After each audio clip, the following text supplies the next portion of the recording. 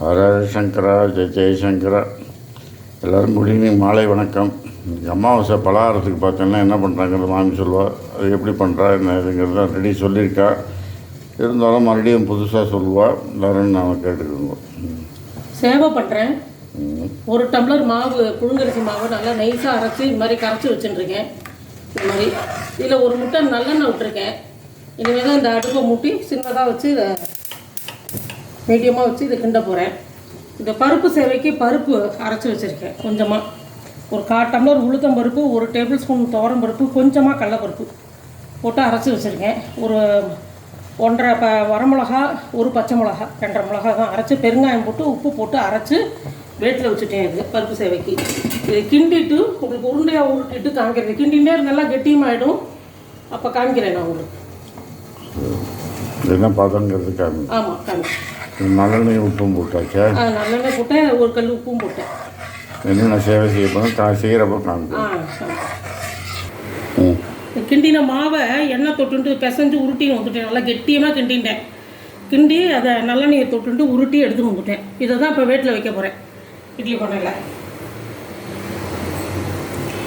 வச்சு ஒரு 20 நிமிஷம் அதை வேக வைக்கணும். நல்லா இது வெந்ததுக்கப்புறம் எடுத்து புழியும் போது உங்களுக்கு காமிக்கிறேன். இது பருப்பு வேட்டில் வச்சு எடுத்துகிட்டு இதை எண்ணெய் தொட்டுட்டு இதை ஊற்றுட்டு ஒவ்வொரு சேவையாக கலக்கும் போது உங்கள்கிட்ட காமிக்கிறேன்.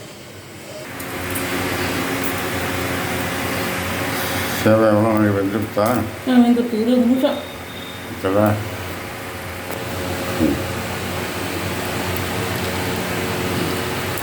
நல்லா வெந்துட்டு இது எல்லாத்தையும் கலந்துட்டு உங்களுக்கு காமிக்கிறேன். நான் இந்த மாதிரி தான் புளியணும். இரும்பு நாகி தான். ஆமாம். உங்களுக்கு ஒன்று காமிக்கிறேன்.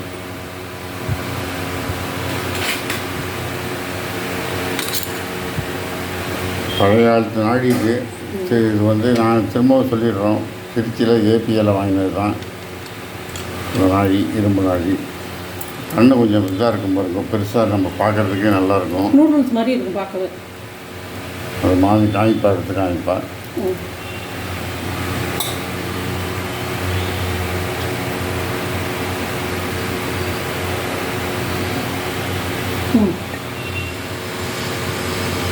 சரிதான். மாவு வெந்திருக்கான்னு பார்க்கணும். நடுப்புற வெள்ளையாக இருந்ததுன்னா மாவு வேகலைன்னு அர்த்தம். இது இப்படி பரட்டி பார்த்தாலும் தெரிஞ்சு போடணும்னா மாவு வெந்திருக்குன்னு. சரி, இது வந்து வெள்ளை சேவையெல்லாம் ஆயிடுச்சா? ஆயிடுத்து. இதெல்லாம் செஞ்சுட்டோம் மாமி. கலந்து வச்சுருக்கேன். இது வந்து வெள்ளை சேவை. அது அதாவது பூர்ணம் மாதிரி தீச்சுட்டு தேங்காய் வெல்லம் போட்டு தீச்சுட்டு கொஞ்சம் நெய்யை இது பண்ணிட்டு இதை சேவை புழிஞ்சிருக்கேன். ஸ்வீட் சேவை. ஆமாம். இது எலுமிச்சம்பழ சேவை, லெமன் சேவை, பருப்பு சேவை,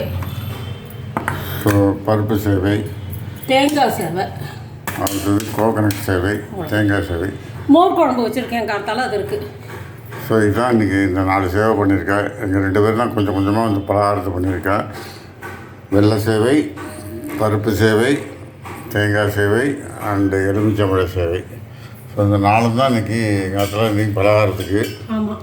ஸோ எல்லாம் செஞ்சு பாருங்கள். செஞ்சு பார்த்துட்டு எப்படி இருக்குங்கிறத நீங்களும் வந்து செஞ்சு பார்த்துட்டு வந்து எப்படி இருக்குங்கிறத கேளுங்க. ஏதாவது டவுட் இருந்தால் மாமிட்ட கமெண்ட்டில் கேளுங்க. எல்லோரும் லைக் பண்ணுங்க, ஷேர் பண்ணுங்க, சப்ஸ்கிரைப் பண்ணுங்க. நீங்கள்லாம் தெரியும் போடுறோம், நிறையா போடுறோம். நீங்களும் பண்ணுறேன். இருந்தாலும் நீங்கள் சொல்லி ஃப்ரெண்ட்ஸ்கிட்ட எல்லாத்தையும் சொல்லி சப்ஸ்கிரைப் பண்ண சொல்லுங்கள்.